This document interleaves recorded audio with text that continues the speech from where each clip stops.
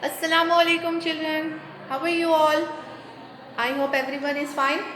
So बच्चों यहाँ देखिए, चित्र देखकर वाक्य पूरा करो।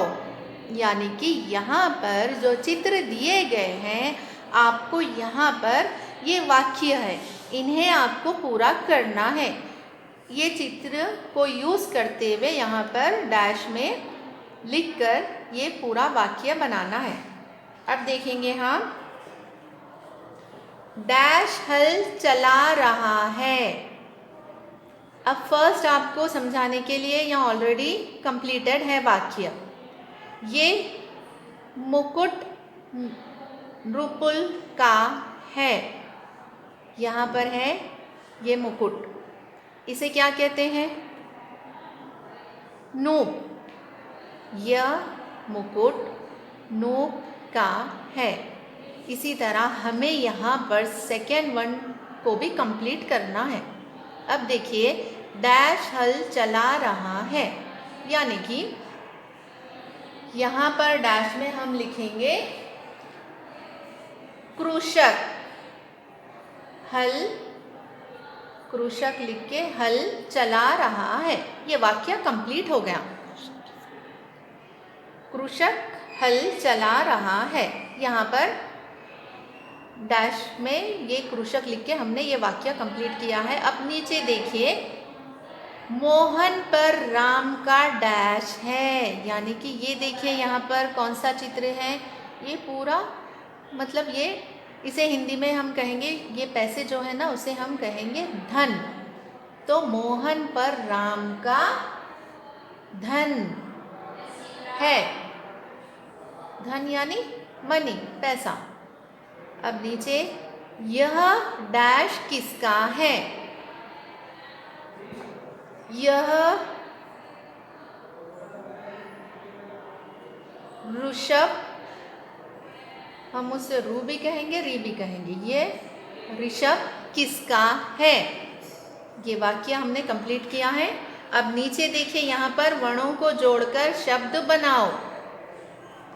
अब यहाँ पर ये जो अलग अलग है, हमें इन्हें जोड़कर शब्द बनाना है। जिस तरह यहाँ पर फॉर एग्जाम्पल, यहाँ मृग अलग है, फिर यहाँ जोड़कर लिखा है, उसी तरह अब यहाँ हम लिखेंगे कृपा। जब हम इसे जोड़ेंगे तो ये बन गया कृपा। अब यहाँ पर नोप, न को रू की मात्रा प, नोप। इसी तरह यहाँ देखिए,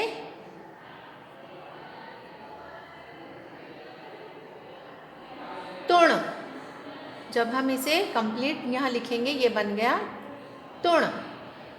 अब नीचे देखिए, रू की मात्रा लगाकर शब्द सही करो, यानी कि यहाँ पर ये रॉन्ग है, उन्हें हमें नहीं, सॉरी रॉन्ग नहीं है, यहाँ पर हमें रू की मात्रा लगाना है। ये यहाँ पर शब्द जो दिए गए हैं उसमें रू की मात्रा नहीं है, तो हमें वो ऐड करके लगाना है। जिस तरह से ये हम कंप्लीट लिखेंगे, लेकिन जहाँ पर रू की मात्रा है वहाँ हमें रू की मात्रा ऐड करते हुए लिखना है, इस तरह से। ये बन गया आकृति। अब यहाँ पर, यहाँ त को रू की मात्रा आएंगी, मात्र। इसी तरह यहाँ पर पितृ। अब यहाँ आप देख रहे हैं कहाँ कहाँ रू की मात्रा आ रही है? विकृति, विकृति। आपको समझ के लिखना है।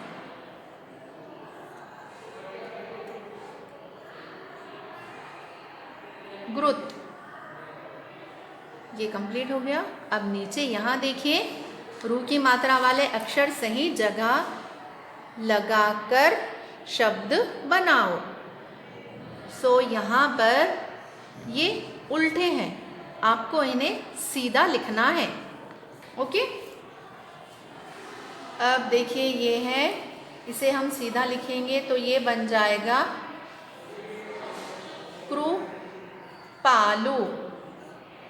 इस तरह ये उल्टा है, आपको यहाँ सीधा लिखे तो आप ये क्या बन गया, कृपालु। जब आप सीधा लिखेंगे तो ये कृपालु बन गया।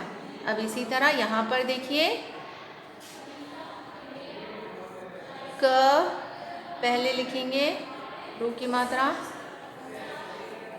पण, कृपण। ओके, अब यहाँ पर भी कृषक। इस तरह अब ये नीचे उल्टा है, वहाँ पर आपको सीधा कर कर वृक्ष लिखना है। यहाँ नीचे देखिए मृदुल, यहाँ हम लिखेंगे मृदुल। इस तरह कंप्लीटेड। अब बच्चों मैं ये वाली 8th 1 वाली बीट आपको होमवर्क के लिए दे रही हूँ, मम्मा के साथ बैठकर आप लोग लिखेंगे।